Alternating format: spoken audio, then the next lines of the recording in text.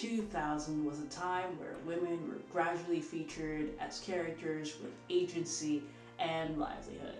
Following the musical wave of girl pop, domination followed from CD to TV, where we had Xena, Buffy, Usagi, and Buttercup showing our little ones how to thrive as they make friends, fall in love, and save the day. On the silver screen, Russell Crowe and Mel Gibson had some competition from Michelle Yeoh, Charlie's Angels, and Southern Sass from Julia Roberts. But our story begins at the end of the year 2000, where Sandra Bullock, Hollywood sweetheart, had plans of her own to get box office glory. Armed with comedic help from Michael Caine, Benjamin Bratt, and William Shatner, Miss Bullock's efforts would culminate in Miss Congeniality, released on December 22nd, 2000. Based on a true story, it follows Bullock as Gracie Hart, an FBI agent tasked with going undercover to stop a bomb threat. Though she struggles in her search, Gracie does eventually find her footing, and in doing so cracks the case, gets the boy, and finds a sense of self. It's been 20 years since this movie has been released, and I'd like to take a look back and analyze 3 of its big factors in the movie: humor, romance, and character development, and ask if those 3 factors really help to propel the movie's success or actually hinders it. While the humor gets its strength from Sandra Bullock's physical comedy and Heather Burns' incapable timing, the humor also perpetuates certain behaviors and relationships that don't benefit the audience nor the characters in the movie itself. Here are 2 examples of this. Victor and Gracie. While they have the most antagonistic relationship throughout the film, it's also where you can see the movie gets most of its laughs. When we're first introduced to Victor, he's a disgraced pageant consultant hired to make over our heroine. While he makes a unique first impression, Victor and Gracie do eventually grow a bond. This bond is strengthened when Victor chooses to return of his own volition to help Gracie fight Kathy. But despite this growth in development, their relationship does not grow beyond jabs at Gracie's expense. The biggest example is in one of their many fights. Victor upsets Gracie so much that she leaves the stage. Why is New Jersey called Garden State? Because it's too hard to fit oil and petrochemical refinery state on a license plate. You know, I don't appreciate your selfishness and immaturity when I'm working as hard as I am. You know what is the difference? Big deal. It is fixed. I'm in the top 5. Congratulations to me. But is that enough? Have you no pride in yourself, in your presentation? You know what? I'm an FBI agent, all right? I'm not a performing monkey in heels. You're also a person, and an incomplete one at that.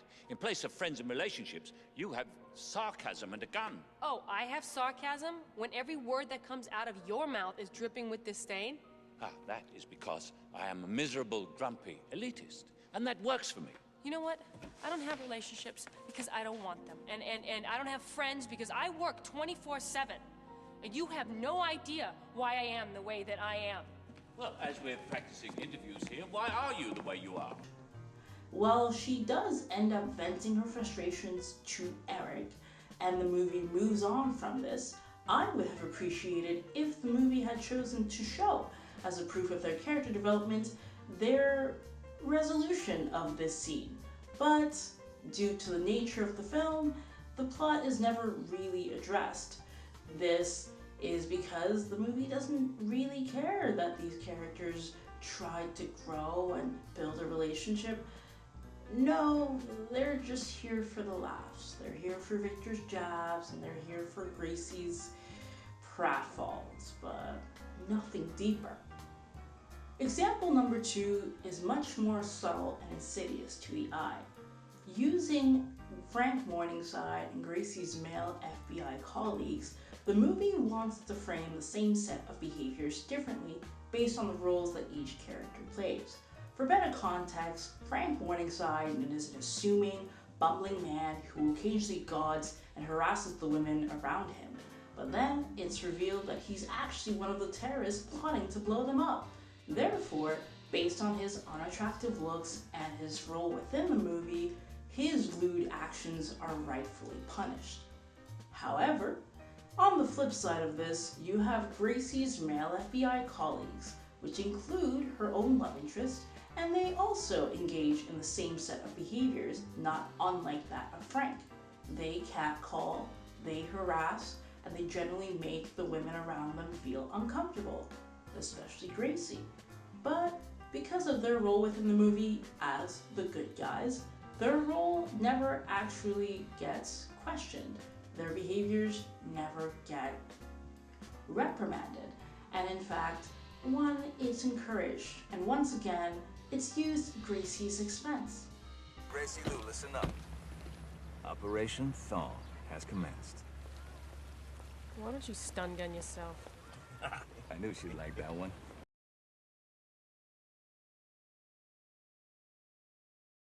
Now, it makes sense that the romance isn't the highlight of the movie. That's not what the focus should be on. However, the movie still wants to remind you that Eric and Gracie do have attraction, and that attraction culminates into the big kiss, swoon.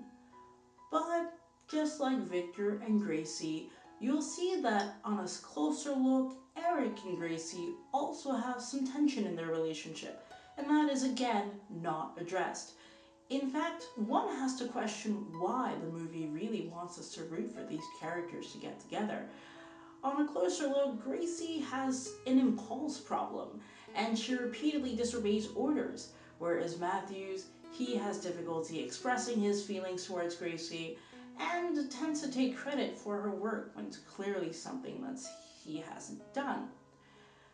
Despite this though, by design, the movie doesn't actually want you to care about these character traits, and instead wants you to focus on the most important thing, that these two characters are very different. Forget their glaring character flaws, they will get together in spite of that, and it's going to culminate into a big kiss. Well, maybe we could have dinner, you know? What, you like asking me on a date? No. Just a casual dinner. Huh. If we happen to have sex afterwards, so be it.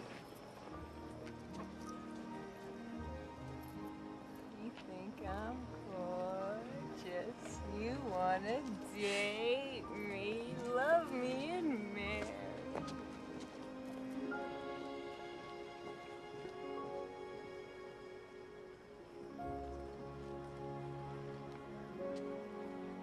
Yay!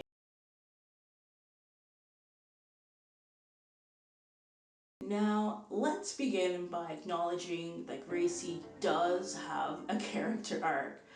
She screws up after an assignment, she volunteers to go undercover, and after some pratfalls and messes, she does find a pivotal clue, so she's almost there.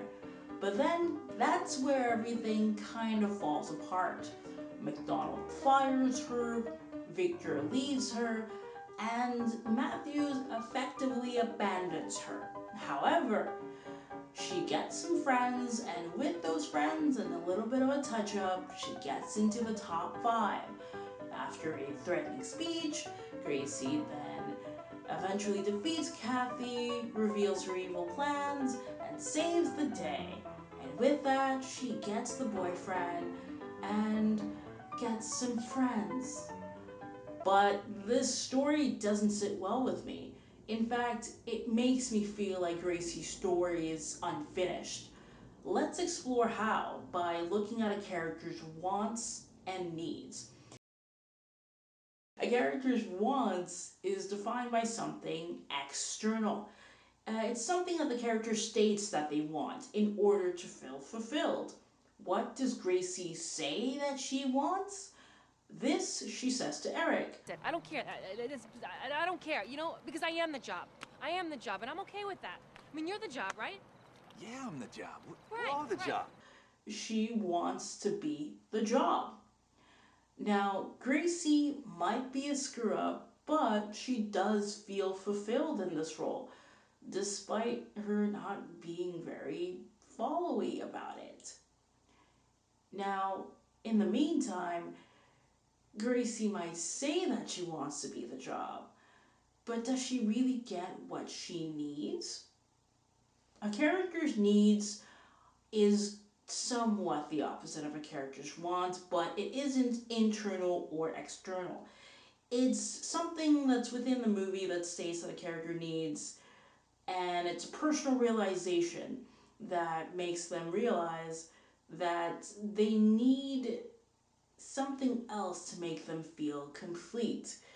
Now, on a surface level, one could say that Gracie does get what she needs, because what she says that she wants to be the job, what Gracie actually needs is to be validated and acknowledged in her field.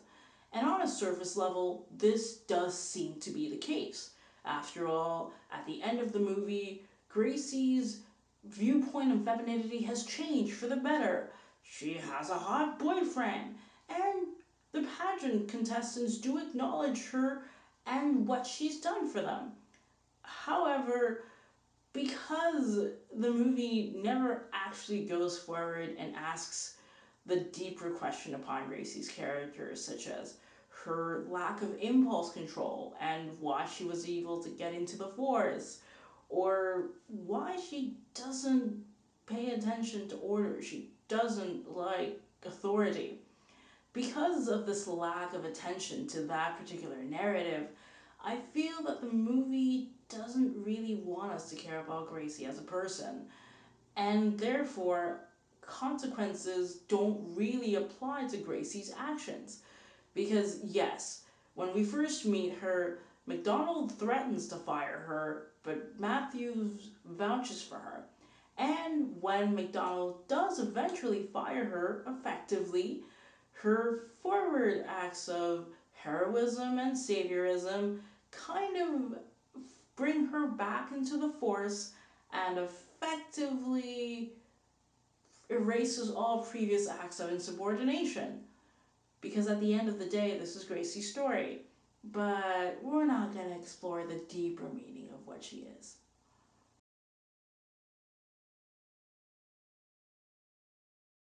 So, what is the point of this? We have taken a look through the three pillars, and we see that the humor isn't as funny as it once was, and the romance isn't all that romantic if you really look at the two characters themselves. And despite the plot going forward, Gracie as a character never really grows beyond basically having someone with no impulse control. So, what would I want you to get from this? Well, three things. One, the more things change, the more things stay the same. This movie might not change its outdated humor and stale romance and lack of character development, but that shouldn't mean you shouldn't enjoy it. Just enjoy it despite those things. Just be aware of that. And secondly, don't be afraid of change, because Sandra Bullock wasn't. This movie came into her life at a critical point where she wanted to make a move. She had been through a couple of duds, but she wanted to kind of give her homage to physical comedy and tell a story how she saw fit. And so she did, and it helped her become a big name. And thirdly, April 25th is still my favorite day, because it's not too hot. Not too cold. All you need is a light jacket.